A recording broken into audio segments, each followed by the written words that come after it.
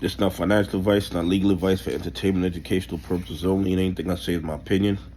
Please don't make any financial decision based on anything I say in these videos. That being said, hit the like button, subscribe button, all that YouTube algorithm stuff so you get the videos I put them out. So you know I'm thinking, so you're analyzing that data. But like I tell y'all every day, the data they release us is false. I mean, it gives a false narrative to market so we can make bad trader decisions. Listen, there's some rumors going around that Al from Boston filed an amicus brief with the courts and forged a judge's signature. I was discussing it with CSI, and I'm gonna tell you guys something. And this is just my opinion. I didn't look at the amicus brief. I'm just going from my own knowledge of experience. Okay? First of all, an amicus brief can be filed with the courts with the consent of both parties, or when they request leave of the court to file the amicus brief, or a government agency can file an amicus brief without permission of the courts or the consent of the parties. Okay, and at the end of the day, judges control their calendar, judges control their courtroom, and the final decision on whether to accept or not to accept an amicus brief or even consider it is in the hands of the judge of that courtroom. Okay? That's how it goes.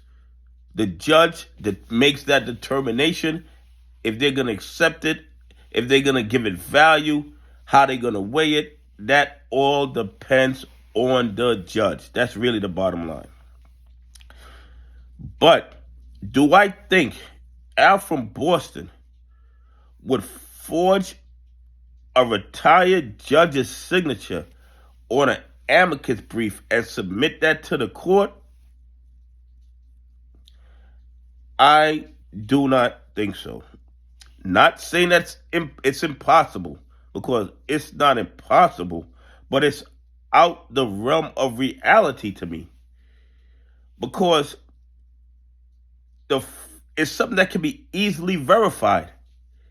The minute the court receives the amicus brief, they see that it's signed by a retired judge. If they felt there was any shenanigans whatsoever, all the judge's clerk had to do was call the judge and verify if the information in the brief was his or it wasn't his. And Al from Boston, I think, if I remember correctly, was a first-year law student. And I believe he has aspirations of going back to law school and becoming an attorney. There's no way somebody who wanted to be an attorney, who wanted to go back to law school, would ever submit an amicus brief to the court with a forged signature of a retired judge. Because you know what that would do? That would end his law school dream right away. That's how crazy that is. That's how outrageous that is. I can't see that happening. I can't see anybody doing something like that. Even the most ignorant, stupid plaintiff or defendant would never do something like that, because it is easily verified. It is easily verified with a simple phone call to the judge. And any party in a lawsuit that did something like that would automatically prejudice their case.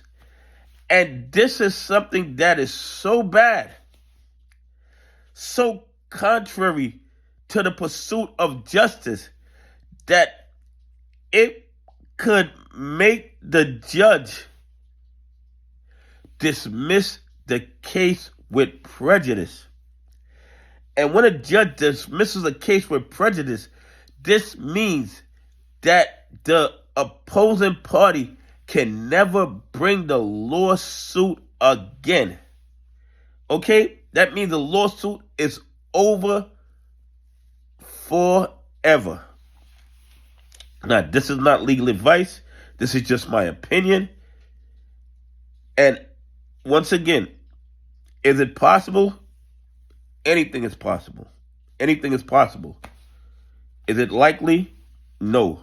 Because it is something that is so bad, so contrary to how the courts work, that a judge might dismiss the case with prejudice, and Al from Boston would never be able to go back to law school or even consider becoming an attorney. Anyway, please leave some comments. Tell me what you think. Do you think Al from Boston would forge a retired judge's signature on an amicus brief to be submitted to the court in his lawsuit? Anyway, have a great day. God bless, and I appreciate y'all on this journey with me.